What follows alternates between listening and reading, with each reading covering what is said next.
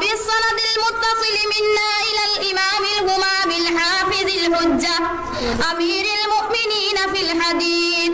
أبي عبد الله محمد بن إسماعيل بن إبراهيم بن المغيرة بن بردزبة الجعفي اليماني البخاري رحمهم الله تعالى تسليما كثيرا.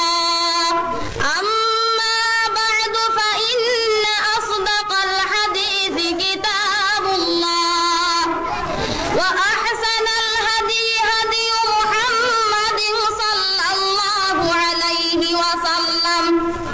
وشر الأمور محدثاتها وكل محدثة بدعة وكل بدعة ضلالة وكل ضلالة في النار. بالسند المتصل منا إلى الإمام الهمام الحافظ الحجة أمير المؤمنين في الحديث أبي عبد الله